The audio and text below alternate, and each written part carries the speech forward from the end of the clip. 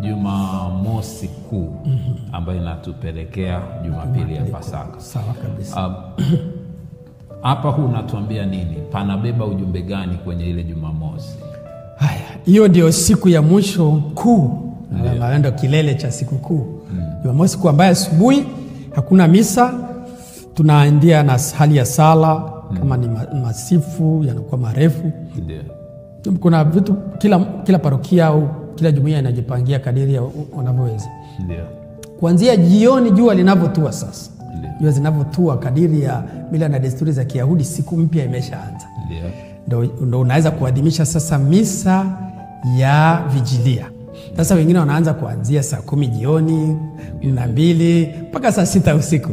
Ni kadiri ya mazingira ya watu. Kwa mfano sisi kutokana na wingi wa watu tunaweza kuata na misa 3.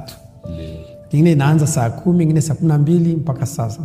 Kadiri lakini zote zinalenga hivyo hivyo. Lakini misa kubwa kabisa ni ile misa ya vigilia ambayo inatupelekea katika kilele cha ufufuko. Ambayo mara nyingi inafanyika usiku, na sehemu inayotangulia ni ile ibada ya moto kuashiria kwamba tunatoka gizani tunaingia kwenye mwanga, na kunakuwa na masomo mengi kabisa. Unaweza kufupisha, lakini walau masomo yasiwe chini ya 6 hivi. Inategemea. Lakini walau masomo ya Agano la Kale yanakuwa ni 3, Agano Jipya 2.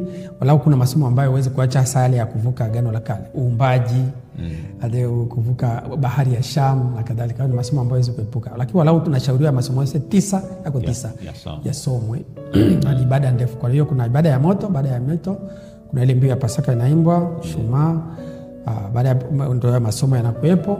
Baada ya masomo injili inasomwa, mahubiri kama kawaida. Sasa hiyo ibada hiyo ya Jumamosi, kuna watu walikuwa wanajiandaa, hata wakati kumeni walikuwa wanajiandaa kwa ubatizo.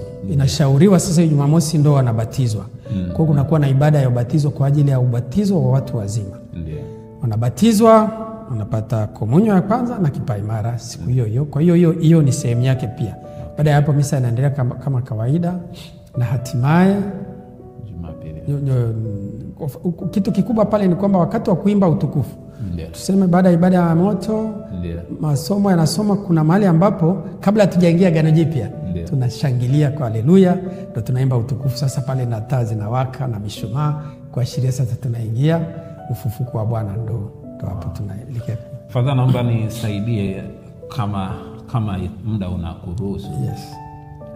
Jumamosi Kuu tuna vitu vikubwa 3 ambavyo hata mtazamaji anaweza akatamani kujua. Tuna ibada ya kubariki moto, kuna mshumaa, na kipindi ambacho nakipenda sana personal, actually kipo kichwani tangu utotoni, mbiu ndefu ya Pasaka.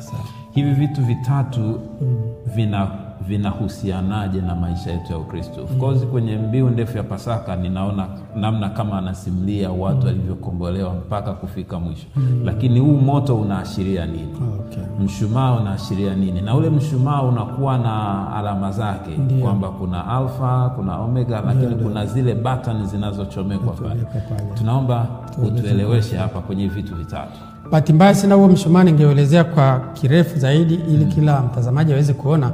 Lakini walao na picha kwamba hiyo ibada ya moto, unabariki moto, ndio katika huo moto tunautoa pale kuwasha ule mshumaa.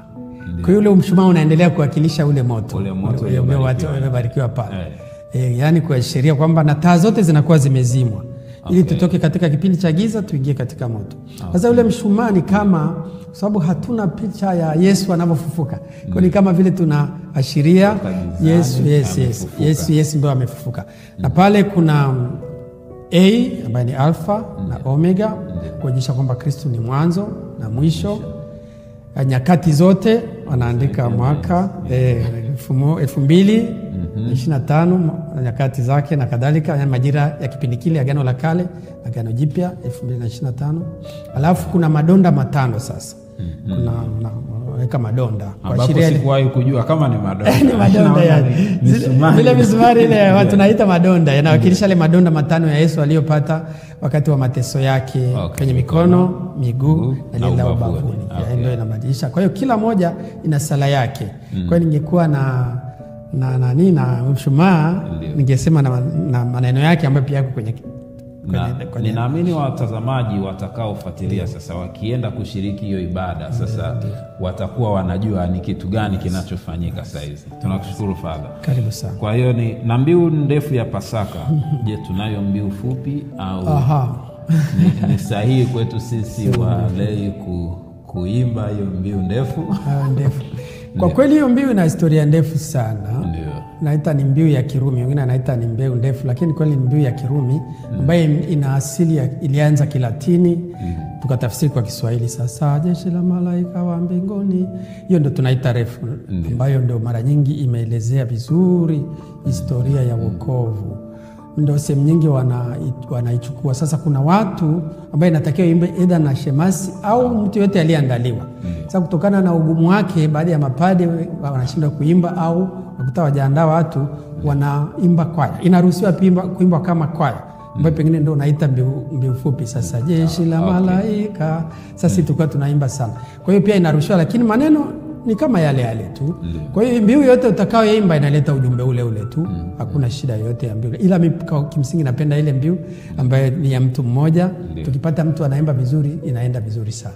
Nitaomba siku moja ndio nishiriki kuimba kwa sababu ninaipenda tangu utotoni na ipo akilini. Kwa Kiswahili au kwa Kiingereza? Kwa Kiswahili. Na ni sehemu ya vitu ambavyo wanafanya siku zile siku tatu za Juma Kuu, Alhamisi Kuu, Ijumaa Kuu na Jumamosi Kuu. Kwa ni kitu ambacho hata kwa simu yangu nayo nyumbani ndio itakayokuwa inaimba vitu vya namna hiyo. Kwa naikubali sana. Na kushukuru sana Father.